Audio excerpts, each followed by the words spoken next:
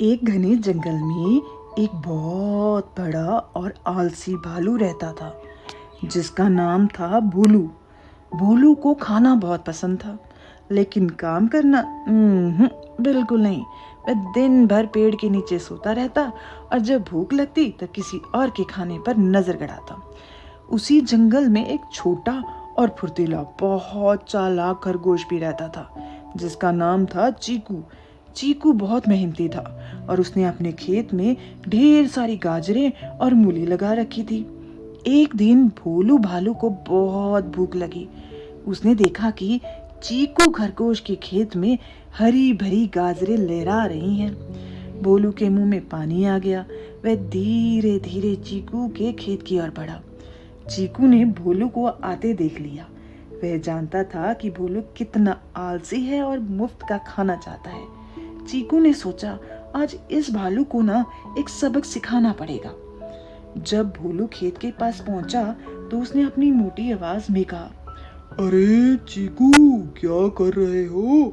इतनी सारी गाजरें, मुझे भी थोड़ी दे दो, बहुत भूख लगी है। चीकू ने मुस्कुराते हुए कहा, अरे भोलू भाई नमस्कार। गाजरें तो बहुत हैं, लेकिन ये ऐसे ही नहीं मिलती। इन्हें उगाने में बहुत मेहनत लगती है। भोलू बोला, मेहनत? अरे मैं तो बहुत ताकतवर हूँ। मैं तो एक ही बार में पूरा खेत साफ कर सकता हूँ। तुम बस मुझे गाजरें दे दो। चीकू ने कहा, ठीक है भोलू भाई, अगर आप इतनी मेहनत करना चाहते हैं तो एक शर्त है, मैं आपको गाजरें दूंगा, लेकिन आपको एक काम करना होगा। भोलू खुश हो गया। क्या काम है बताओ, मैं सब कर दूंगा। चीकू ने कहा, आपको मेरे खेत के चारों ओर एक छोटी सी खाई खोदनी होगी ताकि कोई और जानवर मेरी गाजरें चुरा ना सके। भोलू ने सोचा, खाई? यह तो आसान है, मैं अपनी ताकत से तुरंत खोद दूंगा। उसने तुरंत हाँ कर दी। भोलू ने खुदाई शुरू की। उसकी बड़ी बड़ी हथेलियों से मिट्टी उछल रही थी, लेकिन थोड़ी देर में ही उसे पसीना आने लगा। वह थकने लगा क्योंकि उसे मेहनत करने की आदत तो थी नहीं।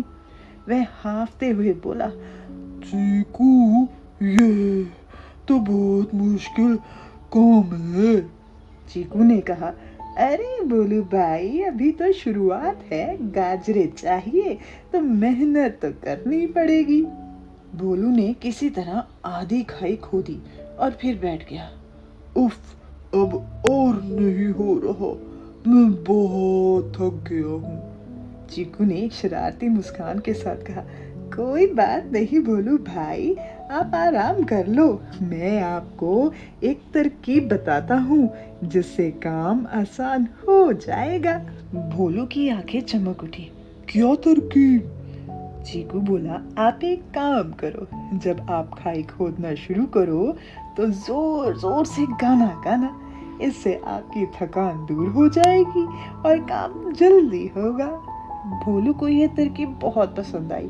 उसने फिर से खुदाई शुरू की और इस बार जोर जोर से गाना गाने लगा।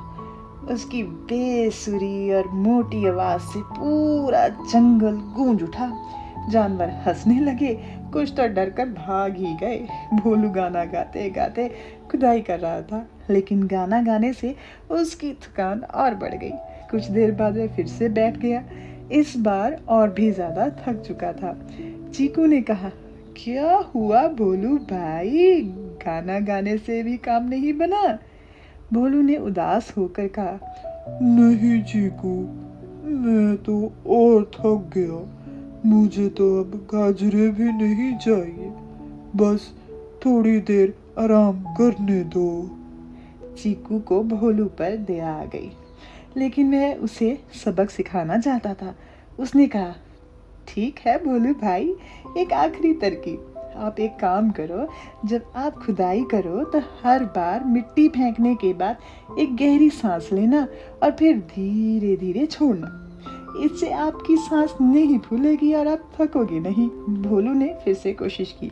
उसने मिट्टी फेंकी और गहरी सांस ली, फिर छोड़ी। यह प्रक्रिया बहुत धीमी थी और उसे लगा कि वह कभी खाई खोद नहीं पाएगा। वह इतना धीरे धीरे काम कर रहा था कि एक कछुआ भी उससे तेज चलता। अंत में भोलू हार मान गया। वह चीकू के पास आया और बोला, चीकू, मैं हार गया, मुझसे ये काम नहीं होगा। मैं बिना मेहनत के गाजरे नहीं खा सकता क्या? चीकू ने मुस्कुराते हुए कहा, कोई बात नहीं भोलू भाई, मुझे पता था कि आप आलसी हो, लेकिन मैंने सोचा कि आपको एक सबक सिखाया जाए कि मेहनत का फल कितना मीठा होता है। भोलू शर्मिंदा हो गया। चीकू ने उसे कुछ गाजरें दी और कहा, ये लो भोलू भाई, ये तुम्हारी मेहनत का फल नहीं है, बल्कि मेरी दोस्ती का तोहफा है, लेकिन अगली बार से अपनी मेहनत से कमाना। भोलू ने गाजरें ली और खुशी खुशी खाई। उस दिन के बाद से भोलू ने थोड़ी थोड़ी मेहनत करना शुरू कर दिया और कभी किसी के खाने पर नजर नहीं डाली। और चीकू खरगोश वह हमेशा की तरह अपनी चालाकी और मेहनत से पूरा काम करता रहा। तो बच्चों, इस कहानी से हमने क्या सीखा? यही कि मेहनत कभी बेकार नहीं जाती और आलस हमेशा नुकसान देता है। और हाँ, कभी कभी थोड़ी चालाकी भी काम आती है।